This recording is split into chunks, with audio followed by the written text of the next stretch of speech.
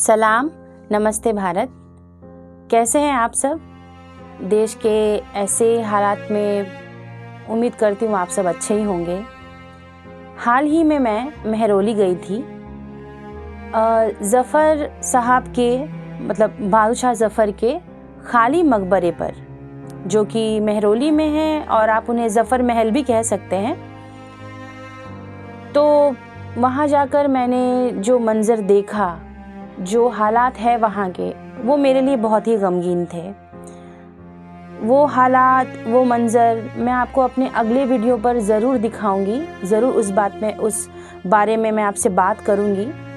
फ़िलहाल मैं जो वीडियो दिखाने जा रही हूँ वो भी मेरे लिए बहुत बहुत ज़रूरी है और मेरे लिए एक बहुत इम्पॉर्टेंट है, क्योंकि मैं पहली बार बहादुर शाह ज़फ़र के मकबरे पर गई थी।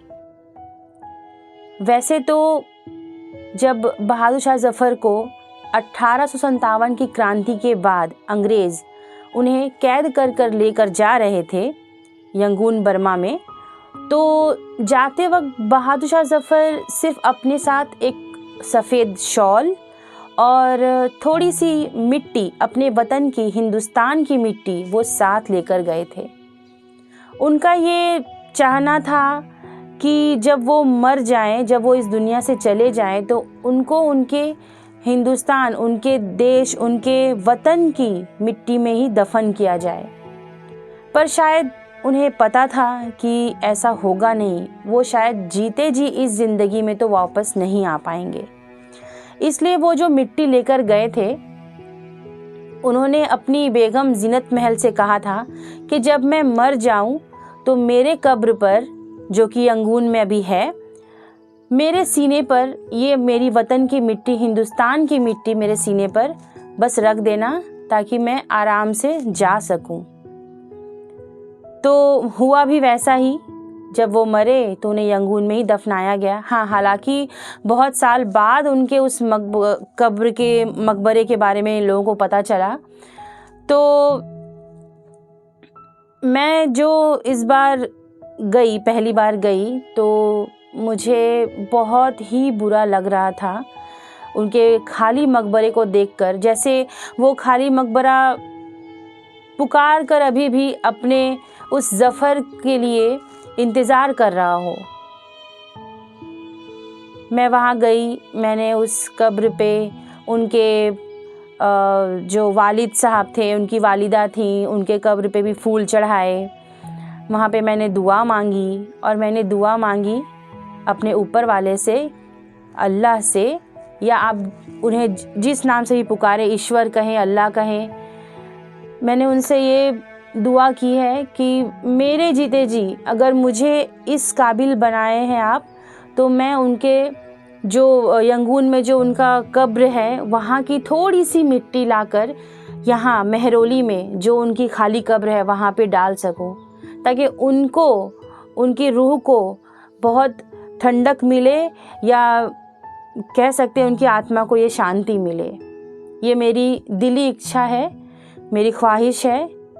हो सके तो इसे ऊपर वाले की मेहरम हो मुझ पे, तो ये मैं पूरा कर सकूं। मैं भारत सरकार से ये एक गुजारिश ज़रूर करूंगी कि जिस तरह बहादुर शाह ज़फ़र ने अपने देश के लिए कुर्बानियाँ दी हैं, जिस तरह अपने देश के साथ वो वफ़ादार रहे हैं, तो उनकी मिट्टी जो कि अभी बर्मा में है, उसे अपने हिंदुस्तान में मिट्टी पाने का, कब्र पाने का पूरा हक है। तो मैं ये भारत सरकार से गुजारिश करूँगी कि आप प्लीज़ इस मामले पर थोड़ा ध्यान देंगे कि उन्हें उनके वतन लाया जाए।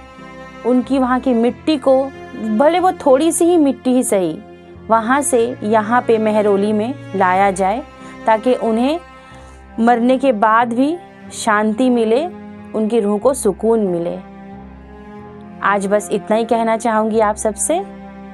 आप सब खुश रहें, अच्छे रहें, और देश के जो हालात चल रहे हैं उस पर मैं ज़्यादा कुछ कहना नहीं चाहती, क्योंकि मुझे लगता है जो समझदार लोग हैं वो ज़रूर इस बात को समझेंगे कि मैं क्या सोच रही हूँ या मैं क्या कहना चाहती हूँ, और आप सब भी क्या सोचते हैं या कहना चाहते हैं वो भी मैं आए दिन कमेंट्स वगैरह में देखती रहती हूँ।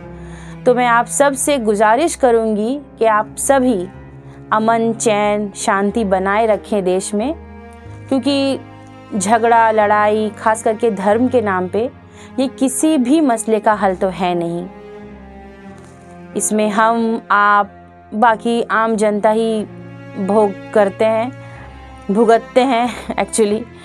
तो बस आराम से रहें, किसी भी तरह के उत्तेजित, उग्र करने वाली बातों पर, या जो कुछ लोग हैं जो बहुत ज़्यादा आजकल धर्म के आड़ पर हमारे देश में हर एक धर्म के लोगों को हर एक दूसरे के प्रति बहुत आपस में लड़ाई करवा रहे हैं, इन सब से आप दूर रहें। तो ये हमारे लिए भी अच्छा है, आपके लिए भी अच्छा है, हमारे देश के लिए भी अच्छा है। आज के लिए इतना ही। फिर आऊँगी अपने दूसरे वीडियो के साथ, जो कि ज़फ़र महल से ही जुड़ी है। बहुत जल्द ही मैं वो वीडियो आप सबके साथ शेयर करूँगी। तब तक के लिए खुदा हाफिज़, नमस्कार, जय हिंद।